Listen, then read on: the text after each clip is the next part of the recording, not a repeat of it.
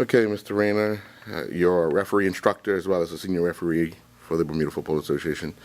You've just watched the finishing of the Christmas tournament in the PDL final. And we just want to get some clarification on the ruling of the penalty shootout. Can you give us the details on why the match ended in that way? Okay, one, you have to realize that there's a difference between a penalty taken in normal play and a penalty taken during a penalty shootout where it's kicks from the penalty mark to decide a winner. In normal play, the kicker is allowed to take or have another touch of the ball if it rebounds off the goalkeeper, so he has a second opportunity. In the shootout phase, it's a one shot only. So therefore, the referee is there and he has to determine when that kick is finished. And what we teach them is that once the ball has ceased its forward movement, then the kick is considered to be complete. Now, that begs the question that if a penalty is taken, hits the upright, ricochets, and hits the goalkeeper and goes in, does that stand in a penalty, a kick from the penalty mark finish? Yes, because that's be all considered of that forward movement of the ball. In the incident in the PDL match, you can clearly see where the ball has rebounded off the goalkeeper and has gone beyond the 6-yard box. So clearly you can say that the ball has ceased its forward movement because it's actually going back. But no one else touched it and it ended up in the net. How do we justify that? The referee has the sole decision to determine whether that kick has been completed, and he would have given a signal to saying that the kick has been done, finished.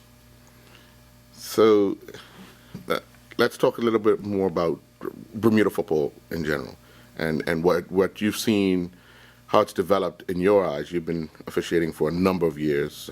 How has the game developed locally from a referee standpoint? What I do see, and I'm sad to say this, but we have a lot of players playing who are not being coached properly. And when I say not being coached properly, that the coaches themselves don't know the rules. And I find it out week in, week out. I mean, something as simple as what we had last night is a discussion with the coaches over Law 4, which is the players' equipment.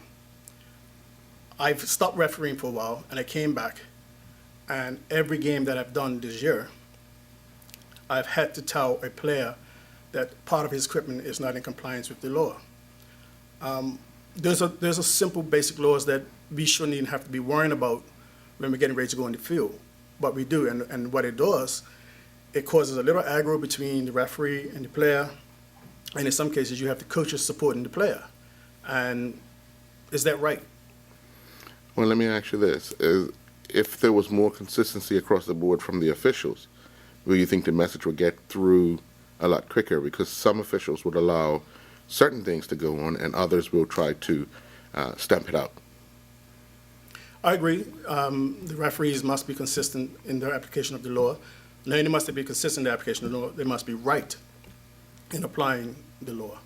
And, you know, that was raised last night in the meeting with some of the coaches, that, you know, one referee allows this, another referee allows that. So we in the Bermuda Referee Association and Bermuda Football Association's Referees Committee recognize that there are some inconsistencies, and we are trying to take some steps to kind of bring everybody up on the same page. Okay. Well, thank you for clarifying the penalty shootout. I think people will now get the understanding.